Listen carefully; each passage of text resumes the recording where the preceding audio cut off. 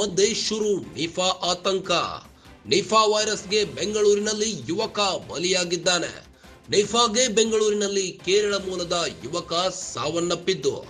ಕೇರಳ ಮೂಲದ 24 ವರ್ಷದ ವಿದ್ಯಾರ್ಥಿ ನಿಫಾ ವೈರಸ್ಗೆ ಬಲಿಯಾಗಿದ್ದಾನೆ. ಮೃತಪಟ್ಟಿರುವ ವಿದ್ಯಾರ್ಥಿಗೆ ಸೆಪ್ಟೆಂಬರ್ 5ರಂದು ಜ್ವರ ಕಾಣಿಸಿಕೊಂಡಿತ್ತು. ಸೆಪ್ಟೆಂಬರ್ 7ರಂದು ವಿದ್ಯಾರ್ಥಿಯ ಆರೋಗ್ಯ ಗಂಭೀರವಾಗಿತ್ತು. ವಿದ್ಯಾರ್ಥಿಯನ್ನ ಎಂಇಎಸ್ ಕಾಲೇಜಿನ ಐಸಿಯುಗೆ ಶಿಫ್ಟ್ ಮಾಡಲಾಗಿತ್ತು. ಆತನಲ್ಲಿ ಅಕ್ಯೂಟ್ ರೆಸ್ಪಿರೇಟರಿ ಡಿಸ್ಟ್ರೆಸ್ ಸಿಂಡ್ರೋಮ್ ಪತ್ತೆಯಾಗಿತ್ತು. ಕೊನೆಗೆ ಸೆಪ್ಟೆಂಬರ್ 8ರಂದು ವಿದ್ಯಾರ್ಥಿ ನಿಫಾ ವೈರಸ್ಗೆ ಬಲಿಯಾಗಿದ್ದಾನೆ.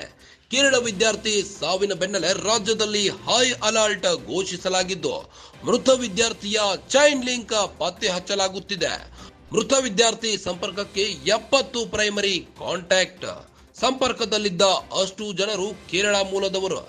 ರಾಜ್ಯದಲ್ಲಿ ನಿಫಾ ಕುರಿತು ಕಟ್ಟೆಚ್ಚರ ವಹಿಸಿದ ಅಧಿಕಾರಿಗಳು. ಡೆಂಗ್ಯೂ ಆಯ್ತು, ಈಗ ನಿಫಾ ಆತಂಕ ಬೆಂಗಳೂರಿನಲ್ಲಿ ಕಾಡುತ್ತಿದೆ. ನಿಫಾ ವೈರಸ್ಗೆ ಯುವಕನೊಬ್ಬ ಬಲಿಯಾಗಿದ್ದಾನೆ.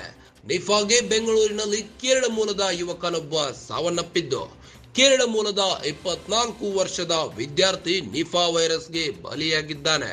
ಮೃತಪಟ್ಟಿರುವ ವಿದ್ಯಾರ್ಥಿಗೆ ಸೆಪ್ಟೆಂಬರ್ 5ರಂದು ಜ್ವರ ಕಾಣಿಸಿಕೊಂಡಿತ್ತಂತೆ. ಸೆಪ್ಟೆಂಬರ್ 7ರಂದು ವಿದ್ಯಾರ್ಥಿಯು ಆರೋಗ್ಯ ಗಂಭೀರವಾಗಿತ್ತು. ವಿದ್ಯಾರ್ಥಿಯನ್ನ ಎಂಇಎಸ್ ಕಾಲೇಜಿನ ಐಸಿಯುಗೆ ಶಿಫ್ಟ್ ಮಾಡಲಾಗಿತ್ತು.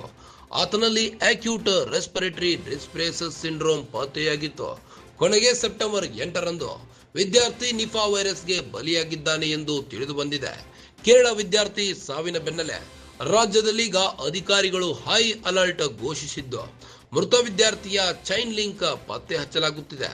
ಮೃತ ವಿದ್ಯಾರ್ಥಿ ಸಂಪರ್ಕಕ್ಕೆ ಇನ್ನೂ 70 ಪ್ರೈಮರಿ ಕಾಂಟ್ಯಾಕ್ಟ್ ಇವೆ ಅಂತೆ. ಸಂಪರ್ಕದಲ್ಲಿದ್ದ ಅಷ್ಟು ಜನರು ಕೇರಳದವರೇ ಅಂತೆ. ರಾಜ್ಯದಲ್ಲಿ ನಿಫಾ ಕುರಿತು ಅಧಿಕಾರಿಗಳು ಕಟ್ಟೆಚ್ಚರ ವಹಿಸುತ್ತಿದ್ದಾರೆ.